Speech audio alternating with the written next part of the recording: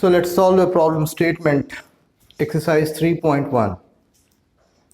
The storage battery of a car has an EMF of 12 volt, means the potential of battery is 12 volt.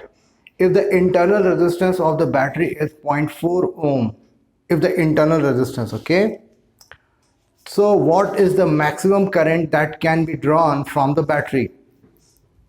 तो अभी हमें सिर्फ जो details जो भी दी हुई हैं वो बैटरी के बारे में ही दी गई हैं. तो आई हमें पूछा गया है, I is what, V upon R. सारे डिटेल्स दिए हुए हैं.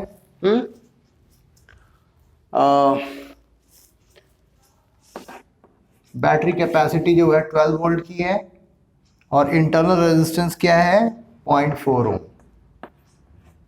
तो 120 डिवाइडेड बाई 4 मीन्स 30 एम्पियर. ठीक है, that's all. This is the answer of the problem statement 3.1. तो ये काफ़ी आसान था, कुछ था ही नहीं. तो एक काम करते हैं, कुछ सब्सिक्वेंट क्वेश्चंस भी सॉल्व कर लेते हैं. 3.2 आई कैन सी 3.2 भी इजी है. तो ये सारे क्वेश्चन थोड़े से एक ही वीडियो में हम लोग सॉल्व कर लेते हैं. ठीक है. So now we have another problem 3.2. A battery of EMF 10 volt. EMF is 10 volt. And internal resistance. Internal resistance is 3 ohm. All right. If the current in the circuit,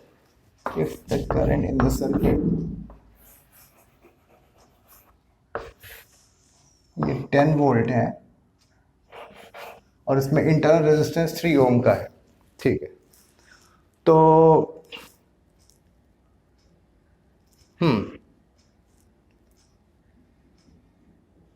if the current in the circuit is 0.5 ampere,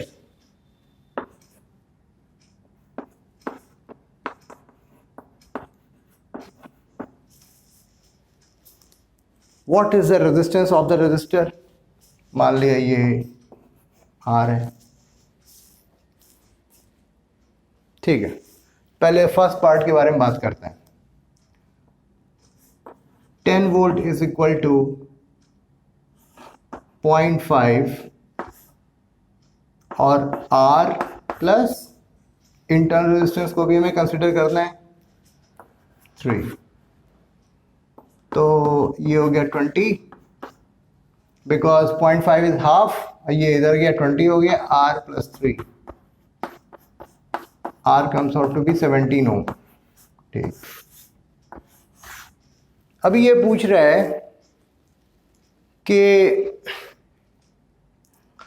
terminal voltage क्या होगा. Terminal voltage मतलब क्या हुआ कि ये जो battery है तो उसके अंदर जो रेजिस्टेंस, जो इंटरनल रेजिस्टेंस के चलते कुछ वोल्टेज ड्रॉप आएगा.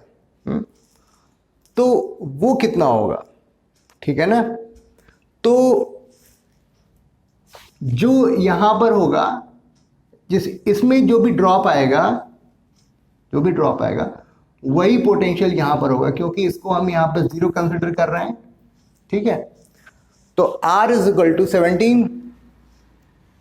तो पोटेंशियल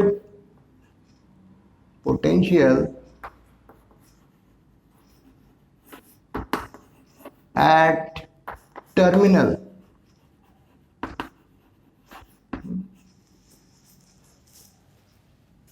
ये इनके बीच जो इंटरनल रेजिस्टेंस है इसको हम कंसिडर नहीं कर रहे हैं. यहां पर जो है पोटेंशियल की बात कर रहे हैं. तो 17 ओम इंटू 0.5 यानी कि कितना आया 8.5 वोल्ट. इसका मतलब ये हुआ कि 8.5 वोल्ट इधर है और इंटरनली ये जो है बैटरी के अंदर जो पोटेंशियल ड्रॉप आ रहा है वो कितना आ रहा है 1.5 वोल्ट का ड्रॉप आ रहा है. अगर इंटरनल रेजिस्टेंस यहाँ पर 0 होता है तो इस टर्मिनल वोल्टेज कितना होना चाहिए था 10 वोल्ट होना चाहिए था, लेकिन इंटरनल रेजिस्टेंस के चलते 1.45 वोल्ट का ड्रॉप आ गया, जिसके चलते यहाँ पर टर्मिनल पे पोटेंशियल क्या होगा, 8.5 वोल्ट होगा। ठीक है, so this way we have completed second part, I mean problem statement 3.2। अभी 3.3 करने की कोशिश करते हैं। So now 3 resistors 1 ohm, 2 ohm and 3 ohm are combined in series. What is the total resistance of the combination?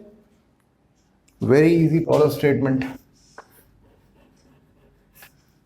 1, 2, 3. 1 ohm, 2 ohm and 3 ohm. So these resistors are connected in series. So equivalent resistance would be the algebraic summation of these 3 resistors. क्योंकि जब series में हम connect करते हैं तो simply resistors की values को हम सम अप कर देते हैं और वही आपका नेट रेजिस्टेंस आता है। क्या आया, 6 ओम। ठीक, ऑल राइट, ये first part of the problem हो गई। If the combination is connected to a battery, ये कॉम्बिनेशन जो थी वो एक बैटरी के साथ कनेक्टेड थी, वो 12 वोल्ट की बैटरी थी, तो फिर ये इसका इक्विवेलेंट जो कॉन्फ़िगरेशन होगा वो कुछ यूं होगा, 12 volt battery. It means this arrangement is drawing a current worth 12 volt divided by 6 ohm ampere. तो ये 3 रेजिस्टर्स का जो सिस्टम है इस बैटरी से कितना करंट ड्रॉ कर रहा है, 12 वोल्ट डिवाइडेड बाई 6 में, which comes out to be 2 ampere. ठीक है, अब इसमें हम लूप्स लॉ जो है किरचॉफ, मिस्टर किरचॉफ का जो लूप लॉ है वो हम लगाते हैं और हम ये मान के चलते हैं कि बैटरी के अंदर इंटरनल रेजिस्टेंस 0 है, ऐसा क्वेश्चन में दिया हुआ भी है। तो ये जो टोटल ड्रॉप जो होगा ये तीनों रेजिस्टर में पोटेंशियल का जो टोटल ड्रॉप होगा वो टोटल कितना होगा, 12 वोल्ट के बराबर होगा। ठीक है, पहली पॉइंट। दूसरा पॉइंट ये है कि तीनों रेजिस्टर्स में जो है करंट की वैल्यू कितनी होगी, 2 एम्पियर की होगी। ठीक है, यानी यहां पर भी करंट की वैल्यू दी हुई है, यहां पर भी करंट की वैल्यू वही है और यहां पर भी करंट की वैल्यू वही है, रेजिस्टेंस में फर्क है। तो यानी कि इन दो पॉइंट्स के क्रॉस जो है रेजिस्टेंस जो होगा, I am sorry, potential drop जो होगा वो अलग अलग होगा, because V is equal to I into R।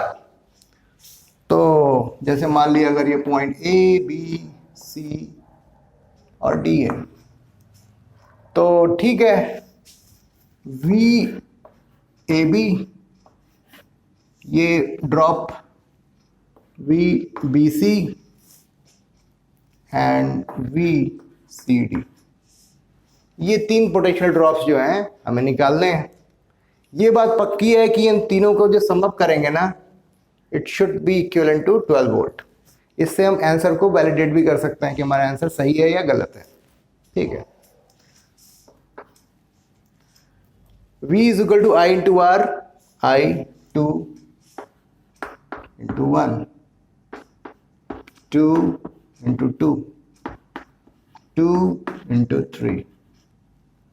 सो इसका मतलब VAB की वैल्यू क्या आई, 2 वोल्ट, VBC की वैल्यू आई 4 वोल्ट और VCD की वैल्यू क्या आई, 6 वोल्ट। ठीक है, यहां पर 2 वोल्ट का ड्रॉप आया, यहां पर 4 वोल्ट का ड्रॉप आया और यहां पर 6 वोल्ट का ड्रॉप आया। टोटल ड्रॉप कितना हुआ, 6 + 4 + 2 which is equivalent to 12 volt. ठीक, so this was all about problem statement 3.3, exercise 3.3। और एक काम करते हैं, एक और क्वेश्चन सॉल्व कर लेते हैं 3.4 इसी सीक्वेंस में।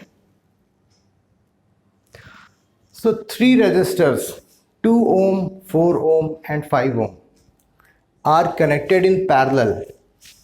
ठीक है, तो ये कुछ ऐसा है.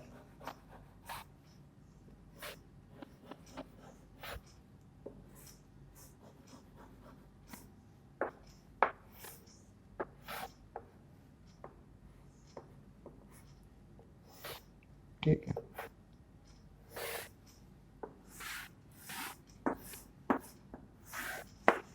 इस रंग का कुछ कॉम्बिनेशन है और जो डिटेल्स हैं रजिस्टर्स की वो है 2 ओम,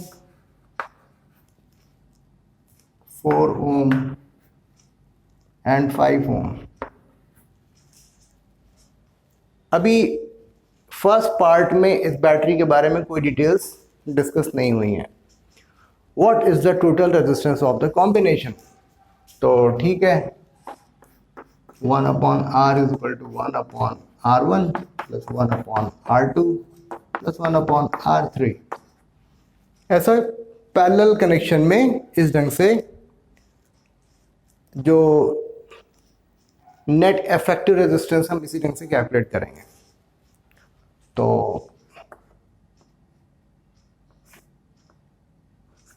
one by two, 1/4, 1/5. It is 0.50, 0.25,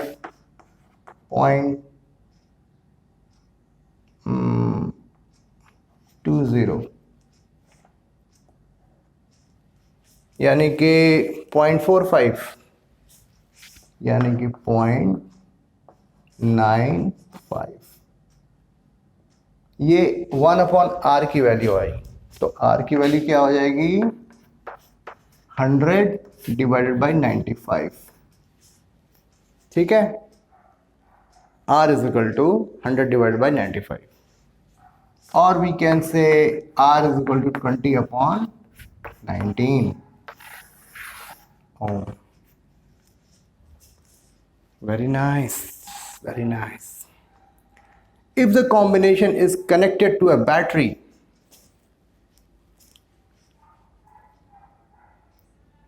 what is the potential of the battery? I guess कुछ डिटेल्स हमसे मिस हो गई हैं शायद. If the combination is connected to a battery of EMF 20 volt, 20 volt battery, ठीक है, 20 वोल्ट. तो यहां से आई जो सप्लाई हो रही है उसकी वैल्यू क्या आएगी? I is equal to V upon R. V की वैल्यू हमारी 20 वोल्ट है, आर की वैल्यू 20 अपॉन 19 है. So I comes out to be 19 ampere. ये कैंसिल हो जाएगा ना, और 19 ऊपर चला जाएगा. The value of I is 19 ampere. ठीक है, अभी आप ये देखो, ये 19 एम्पियर जो है यहां पर डिवाइड हो जाएगा I1, I2 एंड I3 के फॉर्म में, and where I1 plus I2 plus I3 is equal to I, एंड I happens to be 19 ampere. ठीक है, अब आप इस गौर से देखो, अगर इंटरनल रेजिस्टेंस इस पूरे सिस्टम की बिल्कुल नेग्लेजिबल है, कुछ भी हम कंसिडर नहीं कर रहे हैं, तो इन दो पॉइंट्स के बीच में जो पोटेंशियल ड्रॉप होगा वो क्या होगा? 20 वोल्ट ही होगा. ठीक है, इसका मतलब करंट यूं ऐसे जाएगी, कुछ करंट ऐसे जाएगी, कुछ करंट ऐसे भी जाएगी. But in all cases the potential drop between these two points would remain same. ठीक है, so PD, the value of PD is known, resistance is known, so this way we can calculate the value of I1, I2 and I3. और तीनों को जब हम सम up करेंगे ना, it should be equivalent to 19 ampere. ठीक, करके देख लेंगे हम लोग, no problem. I is equal to 20 upon 2, ठीक है। I1 हो गया, यानी कि 10 एम्पियर हो गया। I2 की वैल्यू निकालते हैं।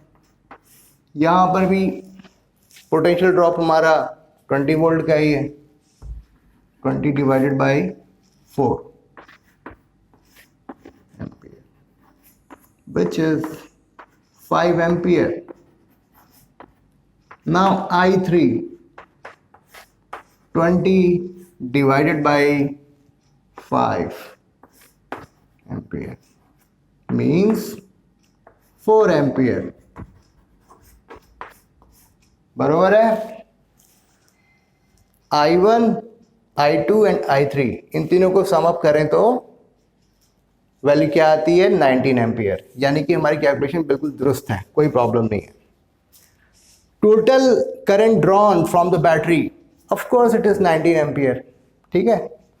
सो this way successfully we have completed 3.1, 3.2, 3.3 and 3.4, ठीक है। आई होप आपको ये सारे एक्सप्लेनेशंस आसानी से अच्छे से समझ में आए होंगे। बहुत ही सिंपल तरीके से मैंने समझाया है, ठीक है। Thank you very much.